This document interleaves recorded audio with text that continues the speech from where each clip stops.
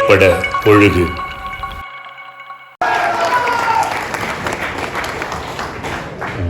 எல்லோருக்கும் வணக்கம். முதல் அண்ணனுக்கு சீமான் அண்ணனுக்கு எங்கள் பாராட்டு விழா கொடுத்ததுக்கு ரொம்ப நன்றி. நான் இங்கே மதுரையில் தான் இருந்தேன் பிறந்த நாள்னு. நிறைய பேர் என்னை பார்க்கணுன்னாங்க. நான் அவங்ககிட்டலாம் இல்லைன்னு சொன்னேன். குறிப்பாக ராஜமுருகன் சார்லாம் என்கிட்ட டேட்டு கேட்டுட்டு இருந்துட்டு இருந்தார். வரமாட்டேன்னா சொன்னேன். கரெக்டாக இங்கே வந்து நீங்கள் விளம்பரம் கொடுத்தீங்க, அண்ணன் பாராட்டு விழா விழாவுனே வந்து மாட்டிக்கிட்டேன். ராஜமுருகன் ஒரு டைரக்டர் வந்திருக்காரு, தங்கா சரவணன் வந்திருக்காரு, என்னோடய ப்ரொடியூசர் வந்திருக்காரு. இவங்கள தான் வந்து பார்த்தேன். ஸோ நானே வெளியே வந்து மாட்டின மாதிரி அப்படி இருந்தது. பட் ஆனால் மாட்டாதது இந்த நந்தனில் மட்டும்தான். ஏன்னா எனக்கு இதில் பாராட்டு எனக்கு ரொம்ப கிடச்சிருக்கு. அதை அனுபவித்தேன். சரவணன் கதை சொல்லும்போது நிறைய கதை கேட்டிருக்கேன். அவர் சொல்லும்போது அவர் நிறைய கமர்ஷியல்ஸ் கதையெல்லாம் வச்சுருக்காரு. அந்த மாதிரி ரவுடிசம் கதை இந்த மாதிரி நமக்கு ஏதாவது சொல்லுவார்னு தான் நினச்சோம். இப்போ ஜூனியர் ஒன்னில் கூட அருமையான ஒரு கதை எழுதிட்டுருக்காரு. ஸோ அந்த மாதிரி கமர்ஷியல் கதை வைக்கும்போது அவர் இந்த கதையை தேர்ந்தெடுக்கிறாருன்னா அவருக்கு அந்த சமுதாய பொறுப்பு இருக்குது. ஸோ அந்த பொறுப்பில் கொஞ்சமாவது கதாநாயகனாக எனக்கு இருக்கணும் அப்படின்ற ஒரு விஷயந்தான் நான் இந்த படத்தில் இந்த கேரக்டர் நடிக்கணும் அப்படின்ற ஒரு விஷயம் இருக்குது. நான் சொல்லுவேன், ஏன் கமர்ஷியல் படம் எடுக்க மாட்டேங்க, இந்த கதை நல்லா இருக்கேன், அந்த கதை நல்லா இருக்கேன்னு. ஆனால் இந்த கதையை எடுத்தே ஆகணும் அப்படின்ற ஒரு விஷயத்துக்காக தான் இந்த நந்தனை அவர் ப்ரொடியூசராக இருந்து அந்த படத்தை பண்ணியிருக்கார். இந்த படம் எப்படி போச்சு அதெல்லாம் நம்ம அப்புறம் பேசலாம். ஆனால் இந்த படம் பதிவு தான். நான் அப்போ இருந்து சொல்லியிருக்கேன், இது ஒரு பதிவாக தான் இருக்கும்.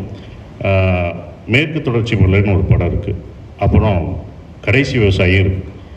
எத்தனை கமர்ஷியல் படம் வந்தாலும் நான் நடித்த படங்கள் இதெல்லாம் மறந்துருக்கும். ஆனால் கடைசி விவசாயின்ற படத்தை மணிகண்டனையும் அந்த மேற்கு தொடர்ச்சி மலை டைரக்டரையும் நம்ம மறக்கவே மாட்டோம். காலங்காலமாக அந்த மாதிரி படங்கள் நிற்கும். அந்த வரிசையில் கண்டிப்பாக நந்தன் இருந்துக்கிட்டே இருக்கும். பாலாஜி சக்திவேல் சார் சொன்னார், எங்களுக்கு அடிக்கடி ஒன்று சொல்லுவார் இந்த படத்தை பற்றி, இது வைரம் தேய்க்க அதோட பளபளப்பு கூடிக்கிட்டே இருக்கணும் அப்படின்னாரு. இப்போ தான் அந்த வைரத்தை முதலாக தேய்ச்சது சீமான் அண்ணன் தான். படத்தை காமிச்சு எங்களுக்கு முதல் விருது இந்த பயங்கரமாக இருக்கும் ஆறுதல் பரிசுன்றது இல்லாமல் பெரிய விருதாக இருக்கும் பார்த்தீங்களா. இந்த விருது தான் எங்களுக்கு முதல் விருதாக எங்களுக்கு இது கிடச்சிருக்கு. சீமான் அண்ணன் கையில் கிடச்சிருக்கு. இனி நாங்கள் வாங்குவோன்ற நம்பிக்கை எங்களுக்கு இருக்குது. இதுதான் போய் சேரும். இது ஒரு பதிவு. இப்போ வரும்போதே பார்த்தேன், வெங்கடாச்சார் பாண்டே எல்லாம் விவகாரம் பிடிச்சாலாக தான் இருக்கு சார். விவகாரன்றது நான் பயப்படுவேன் சார் உங்களை பார்த்து. அப்படி தான் நீங்கள் வேறு விவகாரம் நினச்சிடாதீங்க. என்னடா சரவணன் பழகுற, ஏன்னா எனக்கு சரவணனை அறிமுகப்படுத்துறதே எனக்கு ஆனந்தவுடன் ஆஃபீஸில் அவர் தான் சரவணன். அப்போ அமீர் அண்ணன் ஒரு பிரச்சனையில் ஜூனியர் உடனில் எழுதியிருந்தார். அப்போ ஒரு பெரிய பிரச்சனையாக இருந்தது. இவர் தான் சரவணன், என்னோடய பிஆர்ஓ சொன்னார், இவர் தான் சரவணன், இவர்கிட்ட மட்டும் பேட்டி கொடுத்துடாதீங்க, மாட்டிடாதீங்க அப்படின்னு எனக்கு இது பண்ண ஆள் தான் சரவணன். அதுக்கப்புறம் தான் நாங்கள் நண்பர்களாகி இவ்வளோ தூரம் 20 வருஷமாக நாங்கள் நண்பர்களாக இருக்கோம். ஸோ அவ்வளோ எல்லாருக்கும் நண்பர்களாக இருக்கார். சரவணால் முடியும்னா இவங்களெல்லாம் சேர்க்க முடியும். ஸோ சரவணுக்காக தான் எல்லோரும் வர முடியும் அப்படின்ற ஒரு விஷயம் இருந்தது. இந்த படம் எங்களுக்கு இதில் பணிபுரிஞ்ச எல்லாருக்குமே ஒரு நல்ல ஒரு எனர்ஜியை கொடுக்குது இந்த படம். அதுதான் உண்மையான ஒரு விஷயமா இருக்குது. அதுவும் சீமான் அண்ணன் படம் பார்த்துட்டு இது இப்படி தான் இருக்கும், இந்த படம் இப்படி தான் இருக்கும் அப்படின்ற ஒரு விஷயத்த கரெக்டாக சொன்னார். ஏன்னா அவர் அரசியல் தலைவர் மட்டும் இல்லை, அவர் சிறந்த ஒரு இயக்குனர், கதாசிரியர். எங்களுக்கெல்லாம் அப்படி தான் தெரியும். நாங்கள் நேசித்த ஒரு கதாசிரியர். அவருடைய பாஞ்சாலங்குறிச்சி படத்தை நாங்கள் அவ்வளோ ரசித்து பார்த்த ஒரு விஷயம் எனக்கு இன்னும் இருக்குது. அவர் எனக்கு இன்ஸ்பயராக ஒரு படத்தில் அந்த மாதிரி ஒரு பாட்டு வைக்கணும்னு நான் நினச்சிக்கிட்டு இருக்கேன். இன்ன வரைக்கும் நான் டைரக்ட் பண்ணல, அமையலை. ஆனால் கண்டிப்பாக வைக்கணும். அந்த மாதிரி ஒன்று பண்ணணும்னு பாஞ்சாலங்குறிச்சியை பார்க்கும்போதெல்லாம் எனக்கு தோணும். அது என்ன பாட்டுன்னா ஒரு சோக பாட்டை, அது அவ்வளோ லவ்வாகவும் இருக்கும், சந்தோஷமாக இருக்கும், ஆனால் சோகமாக இருக்கும்.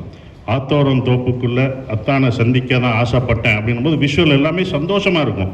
ஆனால் கடைசி அத்தனையும் பொய்யாச்சே ராசா ஒத்தையில் நிற்கி ரோசான்ட்டு ஒரு பயனில்லை அப்படி தனியாக சோகத்தில் நிற்பான். அதுக்கப்புறம் அதுவும் நான் என்ன தைச்சி விட ஆசைப்பட்டேன் அப்படின்னு ஒன்று வரும். அதெல்லாம் லவ் ரொமான்டிக்காக இருக்கும். எப்படி அந்த ரொமான்டிக் சாங்காக அதை பார்க்குறதா இல்லை சோகப்பாட்டாக பார்க்குறதா, இது என்னவா நான் பார்க்குறது அப்படின்னு இருக்குங்களே. இது சோகப்பாட்டு தான். அவள் சந்தோஷத்தை சொல்லி அப்படி காம்பவுண்ட் வச்சாங்களே, அந்த இடம் எனக்கு ரொம்ப பிடிச்ச ஒரு இப்படி ஒரு பேத்தா சாங்கை ஒரு சோக பாடல்களை இப்படியும் கொடுக்கலாம் அப்படின்ற ஒரு விஷயத்த நான் அப்போ ரசித்தேன், நான் தேட்டரில் சினிப்பிரியா தேட்டரில் பார்த்து ரசித்த பாடல் அந்த படமும் பாஞ்சாலங்குறிச்சி பாடல்லாம் எனக்கு பிடிக்கும். ஸோ ஒரு நல்ல திரைக்கதை ஆசிரியர். அப்புறம் பசும்பொன் படம், தம்பி, இதெல்லாம் நான் ரசித்தது.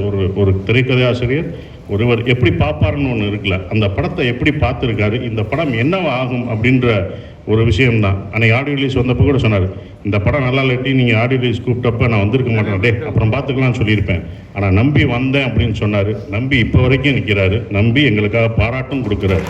இதுதான் எங்களுக்கு சரவணனுக்கெல்லாம் கிடைச்ச ஒரு பெரிய விஷயமா நினைக்கிறேன். நிறைய விஷயங்கள் இப்போ கூட கற்றுக்கிட்டு தான் இருக்கலாம். ஏன் அவரை படம் பார்க்க சொல்கிறோம்னா, இனிமேல் அவர் வந்து அரசியல் மட்டும் பார்க்க முடியாது, கலைக்கும் நீங்கள் ஒதுக்கி தான் தரணும். நாங்கள் கூப்பிடுவோம், படம் பார்க்கணும், நல்ல படத்தினா எங்களை ஆதரிக்கணும், நீங்கள் ஒரு விருது வைக்கணும், உங்கள் இதிலே விருது கொடுத்துக்கிட்டே இருக்கணும், அது எங்களுக்கு ஊக்கப்படுத்தும். நிறைய விஷயங்கள் இருக்கும் எங்களுக்கு. இப்போ சமீபத்தில் கூட இளையராஜா ஐயா பாராட்டு விழாவில் வந்து அவர் சொன்னார் மூடுபனி படத்தை. அப்படியா அப்படின்னு மூடுபனி படத்தை அவ்வளோதான். அதுக்கப்புறம் நான் திருப்பி மறுபடியும் பார்த்தேன் பாலுமகேந்திரா படத்தில். அவர் சொன்ன ஒரே ஒரு விஷயம் தான், ராஜா சாரை பற்றி சொல்லும்போது, பிரதாப் போத்தன் அந்த படத்தில் படம் ஃபுல்லாக வில்லனாக இருப்பான், ஃபுல்லாக வில்லனாக எல்லாராலையும் வில்லனாக்கப்பட்ட ஒருத்தன், அவனை பிடிக்கவே பிடிக்காது. கடைசி அந்த சாங், அந்த கோரஸ் ராஜா சார் பாட்டுனால, அந்த மொத்த படத்துலையும் அந்த ஒரே ஒரு வரி பாட்டுனால ஹீரோவாக்கப்படுவார். இப்போ போய் பாருங்க அப்படின்னாரு. போய் பார்க்கும்போது இப்போ வேறு மாதிரி நாங்கள் பார்க்குறோம் அந்த படத்தை. இத்தனை வருஷம் கழித்து நாங்கள் வேறு மாதிரியும் பார்க்குறோம்.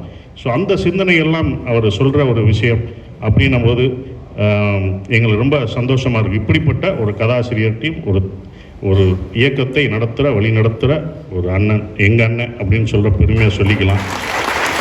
அவர்கிட்ட இருந்து எங்களை பாராட்டு. ஏன்னா சாதாரணமாக அவர் பாராட்ட மாட்டார். பிடிக்கலாம், அப்படி அவர் நிறைய படம் பார்த்துருக்காரு, பிடிக்கலன்னா ஓப்பனாக மெல்ல சொல்லிட்டு போயிடுவார். பகிரங்கமாக சொல்லாட்டியும் மெல்ல சொல்லிடுவார், வேணாம் இப்படி பண்ணிக்கோங்கன்னு. ஸோ இந்த விருது எங்களுக்கு மேன்மேலும் பல விருதுகளை கொடுக்கும். ரொம்ப சந்தோஷமாக இருக்குது. ராஜ்முருகன் சார்லாம் எங்கள் படத்தில் நீங்கள் இவ்வளோ பேசுவார் நான் நினைக்கவே இல்லை. ரொம்ப அமைதியாக இருந்தார்.